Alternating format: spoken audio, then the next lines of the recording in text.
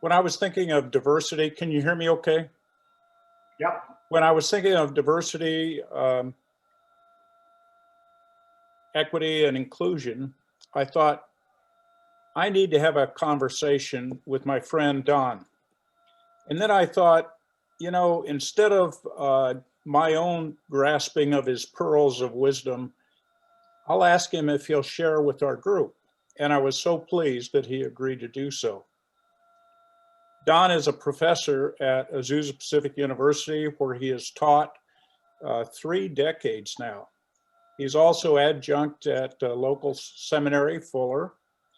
He's approaching 20 books that he has authored, including, he's got a book coming out this year, I think from Claremont Press. He works ecumenically with the National Council of Churches, serving on the convening tables for faith and order, and also for interfaith relations. Most impressively, however, Thorsen has traveled to every continent in the world and in over 100 countries, and he's lectured and spoken to many of those countries. He's a good friend of mine. He's a loyal Stanford fan because he graduated from Stanford. He's graduated from Princeton. He's graduated from Drew and other schools. Wow. And so welcome my good friend Don to the microphone. Thank you, Paul. Paul asked me to speak for about 20 minutes, and so that's what I plan to do, so that there'll be time for questions and answers afterwards. And I'm going to share a screen so that we can all be together on the topic. I'm really pleased to be here with the Rotary Club. I have family members who have been a part of Rotary for decades in different parts of the country, and appreciate a great deal what Rotary does. So when Paul asked me to speak on the topic of diversity, equity, and inclusion, the first thing that came to my mind was the golden rule as a kind of rationale for why one would be concerned about those topics. And so in talking to you today, see if I can get to my next slide.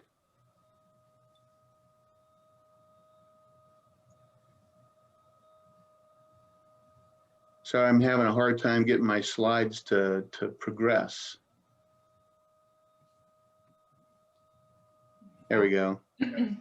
So for an outline, I want to begin by talking about the Rotary International Statement on Diversity, Equity, and Inclusion, and then talk a little bit about the golden rule as a rationale for affirming that statement. And then in the end, talking about practical implications, because it's not enough just to talk about this topic. You have to do something as a result of all of it.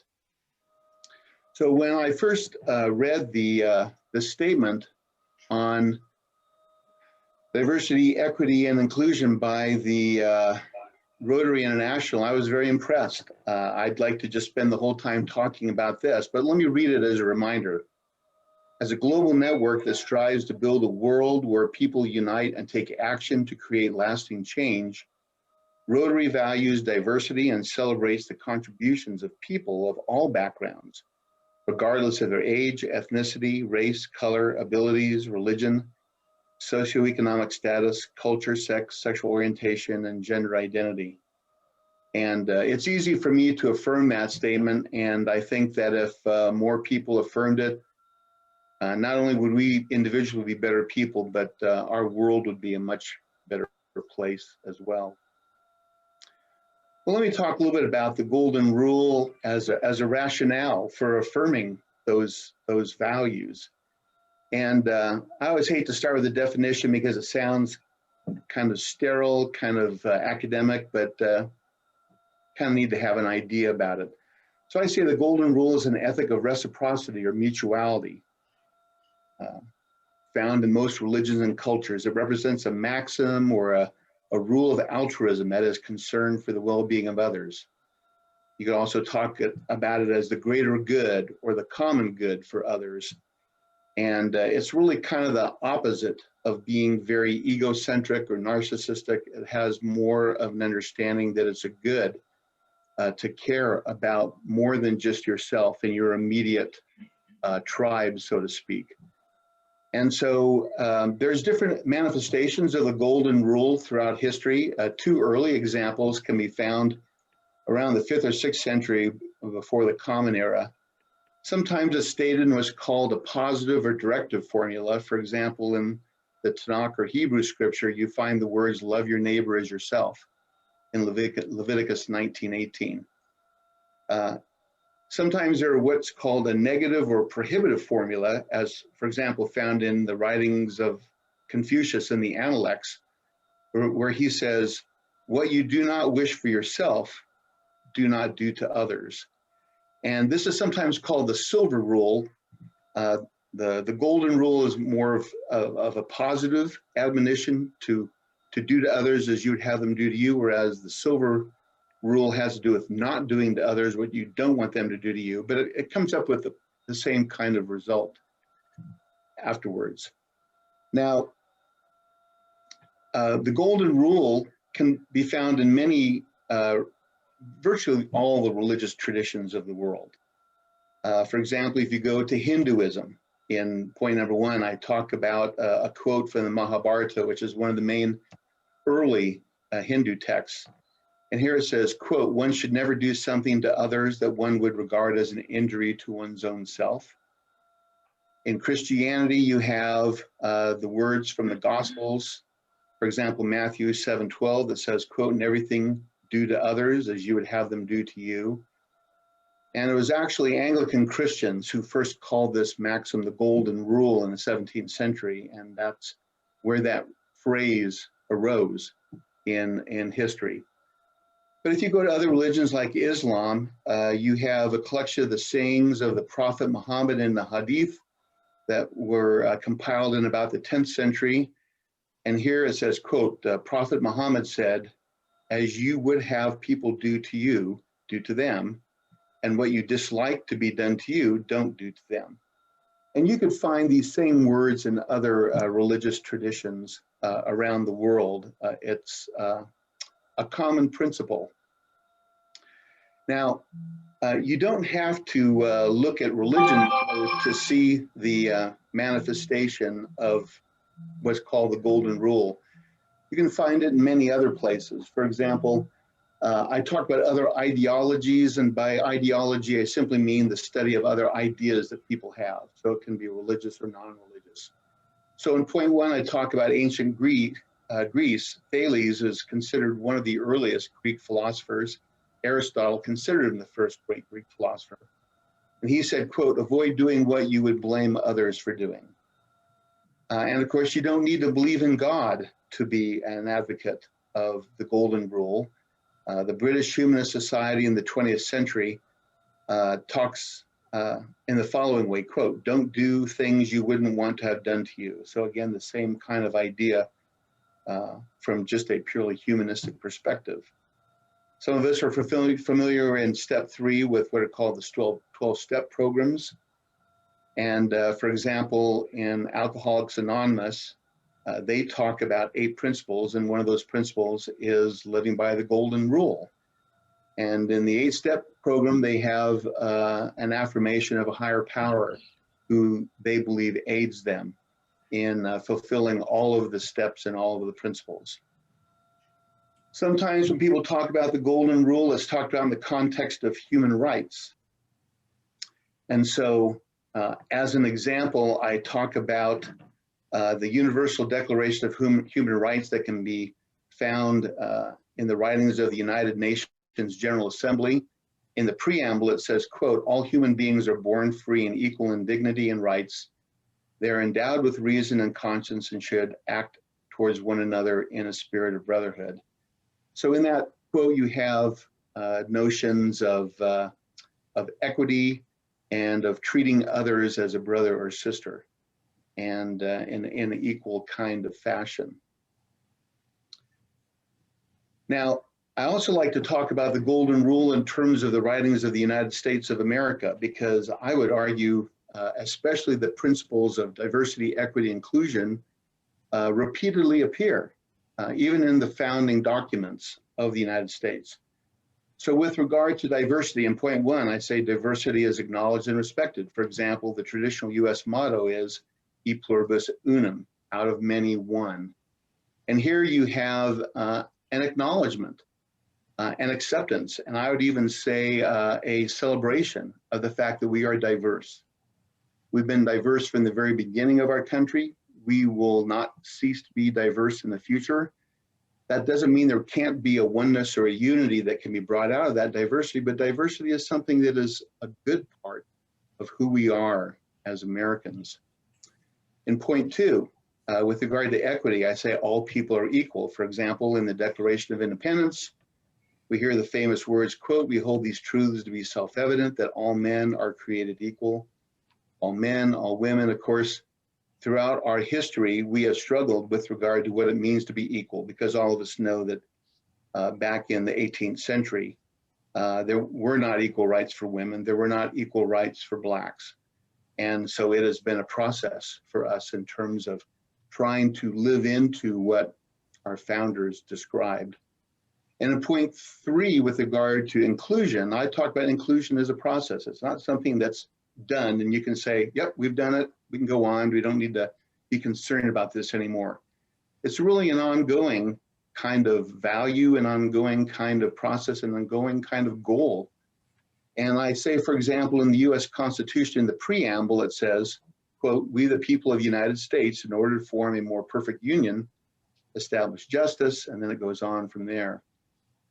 I think the founders of the United States recognized that we should not spend all of our lives looking back to the 18th century as a perfect time that we're always trying to repeat over and over again.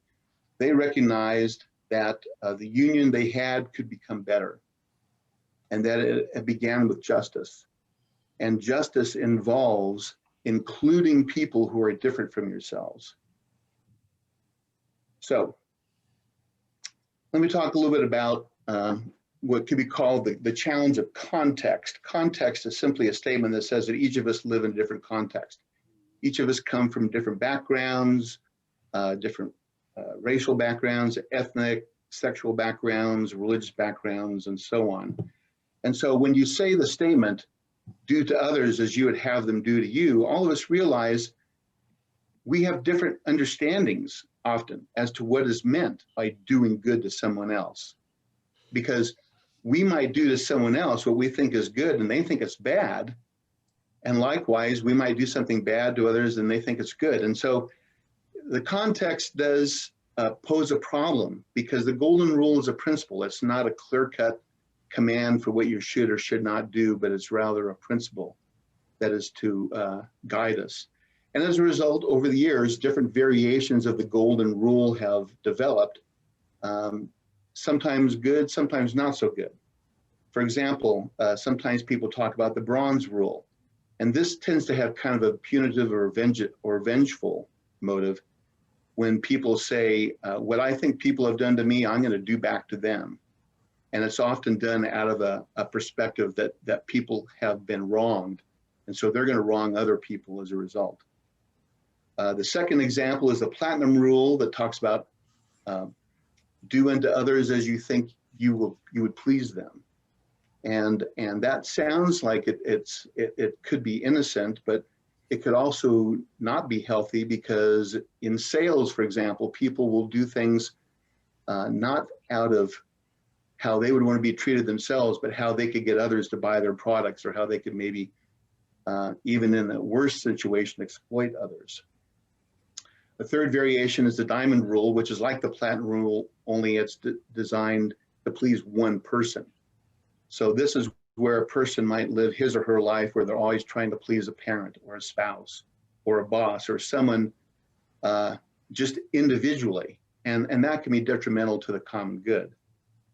Another variation is called the titanium rule, where you nurture other people, where you treat them in a way that you think is nurturing. And of course, as parents, we often do that which we think is nurturing, but we have to be careful, Because if we nurture our children in a way that we think will be beneficial to them, but it's not the way we live, we'll look hypocritical.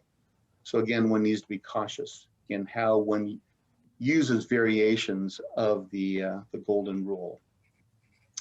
Well, what happens if we don't care for diversity, or if we don't care for equity, or we don't care for inclusion? What I would call opposite world. If you don't affirm diversity, then you probably are instead affirming what could be called conformity, or in a more negative sense, a discriminatory kind of tribalism. And tribalism is a word that sociologists sometimes use as a way of saying your own preferred group, whether it's your family, your friends, your organization, your church, mosque, synagogue, your country, really to the detriment of others. So here I say this is when one race, ethnicity, class, or ideological group or tribe is standardized and then subverts other expressions of belief, value, and practice. Sometimes people call this othering, where you try to marginalize or exploit or persecute others because they're different from you or from your own preferred tribe. Religiously, sometimes talk about demonizing other people. And of course, I tend to say that when I hear people talking in a fashion that sounds like it's demonizing, it says more about them than about the people they're criticizing. But in the second example, with regard to inequity, this occurs when one race, ethnicity, class, or ideological group neglects, marginalizes, exploits, or persecutes the other. Again, there's this idea that if you think one group is somehow superior or favored or privileged over others, then you end up with an inequitable world. And then the third example, exclusion, has to do with when one race, ethnicity, class, or ideological group excludes others from having a voice or even a vote. And in our country, that could be very dangerous when certain groups are excluded to the point where they are not just neglected and marginalized, but they're actually exploited or persecuted. And that certainly does not benefit the common good of our community, of our country. And it certainly does not fulfill the principle of the Rotary International Statement on Diversity, Equity, and Inclusion. So, last slide, final thoughts. I always like the question, what then should we do? It's not enough just to talk about something in theory. How do I now live my life in a way that's different? How can I manifest the principles of or values of diversity and of equity and of inclusion? And in my own personal life, I like to start in point one with what I call a personal growth plan. And of course, that could apply to you as an individual, but it can also apply to your club, your individual club. And what I like to do in my own life is I use what I call three directions in order to try to not just assess myself, but then to think about how I want to become a better person. And I use the directions of inward, upward, and outward. It's a common perspective that people use. But I look inwardly first, and I try to think about how do I want to grow as a person in a way that can help to better manifest appreciation for diversity and for equity and for inclusion. And in my own life, there is a spiritual dimension to who I am. And for me, in order to grow, I want to include a spiritual dimension into my considerations. And then finally, outwardly, I want to know, how does this then impact other people? And I'm not just concerned about how does this impact other people individually, but I also am concerned about how this impacts others socially or collectively. I think that in our own understanding, we can often consider ourselves obligated only to those who we personally meet, but I think there's a greater obligation beyond that. And then the second thing I talk about in point two, or what I call two approaches to service. And I know that service is a very important part of Rotary International. as well as Rotary in local clubs.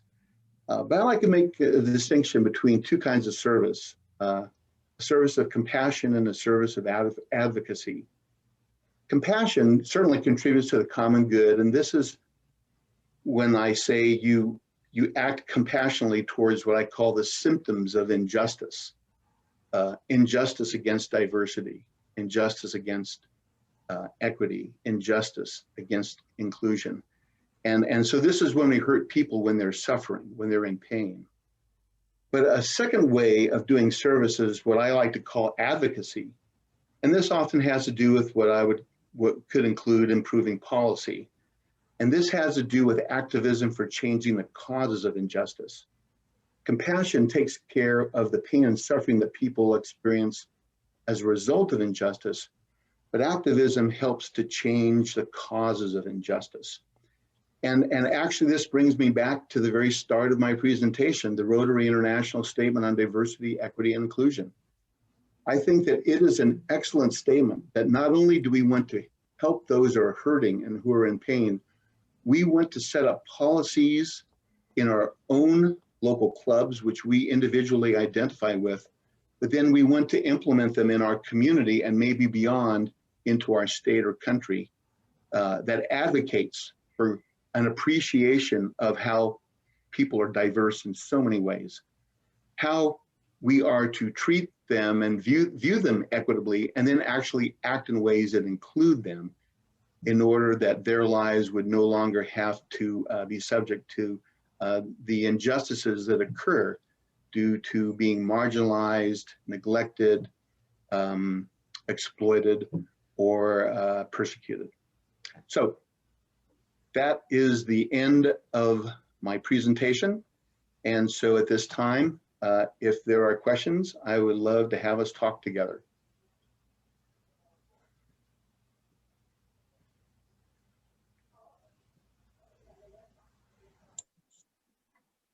That was a wonderful presentation. I really enjoyed it. And as the diversity chair for our district, one of the things I hear quite a bit is that we have the four-way test. And even though we have the four-way test, it is still lacking in that piece of activism. So it goes along those lines, but I know for... So what is the four-way test? I'm not familiar with that. Would anyone like to help me with that? Things we think, say, and do. Is it the truth? Is it fair to all concerned? Will it build goodwill and better friendship? Will it be beneficial to all concerned? Did you get that? Thank there you. it is. I'm It's on getting the it chat in the chat. box. Yes. And so as a Rotarian, we look at life through that lens. And what I have found in being the diversity chair is that a majority of Rotarians that I encounter believe that we are diverse, inclusive, and believe in equity. And so as the chair, I'm learning that I need to help educate people the way that you do, because they may be doing it, but the actions are not showing visibly. Right. All right, so that's my question up there. It's a great statement, but do we see it applied? We can make 100 of those statements. And if we don't do what we say we're doing, if we can't see it in action, what good is it? It's just a statement. Right. My own background is from a Christian background, and I would argue that churches are often very good at showing compassion. You know, when someone hurts, they'll give them food, they'll give them encouragement, they'll visit them, but they don't always act in a way that prevents those same people from suffering again in the future. And that kind of proactive or activistic advocacy is really required in order to be more holistic in how they help people. Okay, so one of Rotary's first statements on diversity said, and this was years ago before the concerns, that a club that reflects its community Mhm. in terms of all the things that matter, the ethnicity, the religion, the careers, and so on, is a club that has its eye on the future, something to that effect. But nobody looked at their clubs to see if they did indeed reflect all those things. Then, when DEI started a couple of months ago, there was a survey sent out to clubs. Have your club seen it? Have you done it? Have you used it in your community to see how your club matches up to your community? See, we have all those things. We don't use them. Uh, a couple of years ago, maybe some of you who are in education will remember when we had a law called, I think 3.3, we called it loosely. It was the law that mandated a multicultural education in school districts that had more than 50% minority. And there was such a hue and cry about it. And I was doing my doctoral studies at Claremont at the time, and I did my dissertation on that law because there was such consternation about it. And I look at it and I look at all the things we said, and this was what, maybe 20 or more years ago, 25 years ago. And some of the problems we were dealing with then, we're still dealing with today. We've said this is what we do, but we don't do it. Well, How do you take care of that? And that's my big concern, is that we have to reach people from the inside out and from the bottom up and not from the top down. We have to start with our kids. Yeah, I need to agree on that because I'm also from the 60s, and I feel like what they're protesting or what students want to see, we wanted it then. You know, we were walking out of school. I'm from the Chicano moratorium in 1968, and I was there. And there I was marching again just, I don't know, a couple of months ago, and it seemed like I was marching for the same thing, but now I'm 70 and I'm not 18. Exactly. Right? Exactly. That's If what my you look sign at it, said. I can't believe I'm still marching, and here I am, right? I But know, when was the first Civil Rights Act? yeah, but I'm glad to be a board member because we do, for our students, it does exactly start in the home, starts when they're young. And we do have students, administration, and staff working together, and board members will be included, all working together and how we can work together regarding the DEI. In Myra knows quite a bit because her daughter's very involved and she's a high school student, and I'm glad to include the students also because I think it's very important that we start from the bottom young.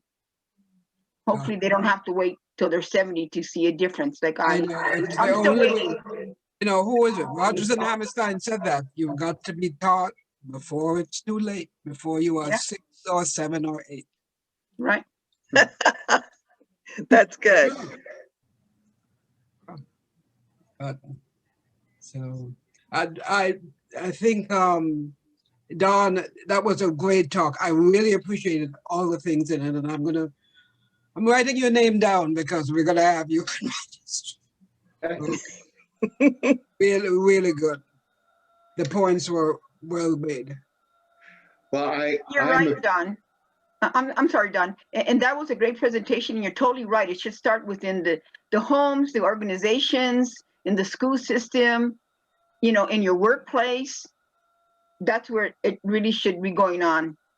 Because we're all human, we're all different, but we need to work together and respect each other. You want to be respected, treat it the way you treat them. That's how you need to talk about it, and not just stay stagnant and not talk about things when people have issues and people have things in their mind. But if you can't talk about it, there's no change. Mhm. Well, I always write on my board when I teach the words theory and practice, and I say I'm mostly talking to you about theory, but I'm going to be continually asking about now what then do you do? How do we put this into practice? What's the practice? Yeah. Mhm. While you were speaking, Don, I was thinking about my Rotary Ambassadorial Scholarship year in Jerusalem in 2000, 2001, and the Jerusalem Rotary Club, and I just pulled it up to look at it again to see if they were still supporting it. But since Sylvia and others mentioned children, the Jerusalem Rotary Club has sponsored a daycare. They call it Gone Harmony, so Harmony Garden, for children from all faith backgrounds to come together and kind of learn from each other at a very, very, very young age. But when I think of Rotary, the Jerusalem clubs in one district, the Bethlehem clubs in a different district because of the geopolitical realities that are there. And those cities are only a few miles apart. Right. So, I mean, I'm always intrigued of how do clubs, let's say in places like Myanmar, how do they respond when they're facing the kinds of things they're facing right now? How does Rotary respond in other crisis places around the world? Because it can be a real challenge. So thanks, Don, for what you shared. I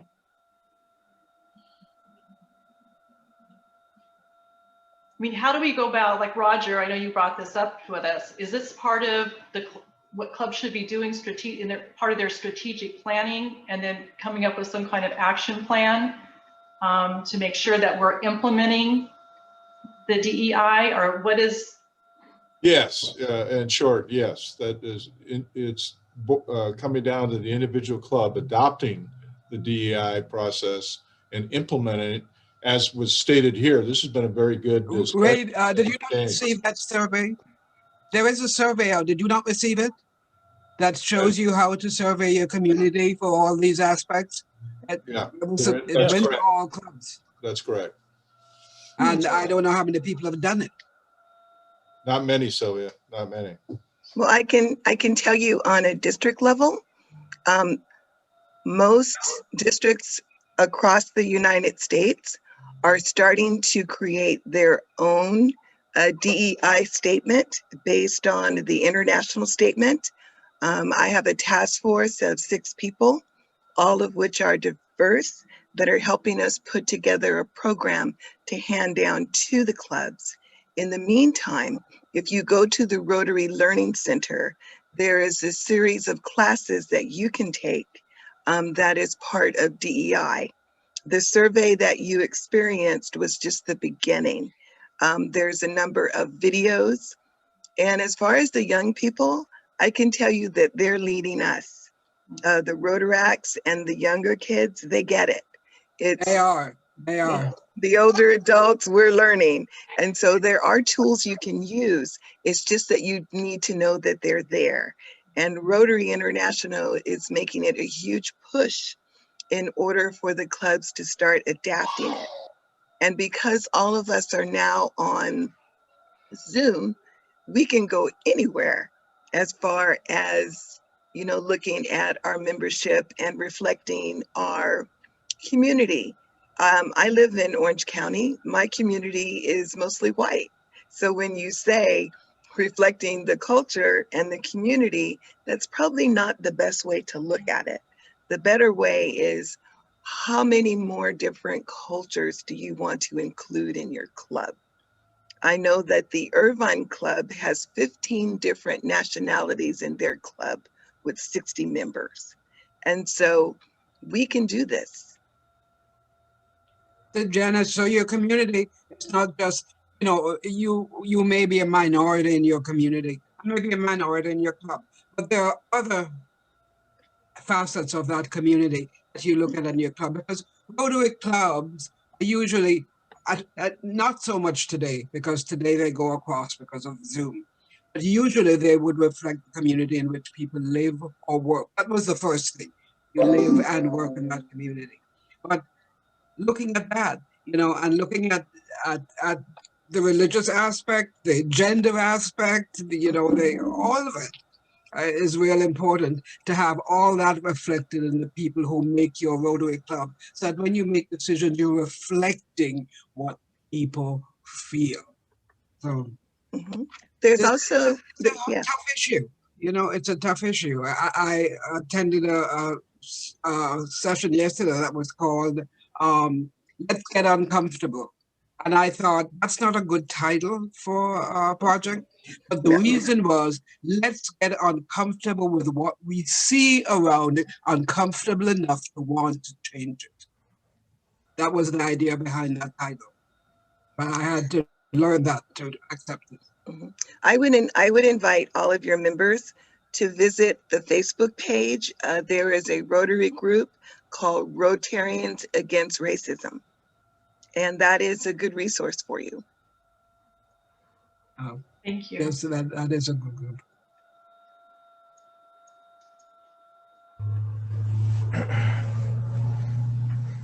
By the way, I am a minority in my.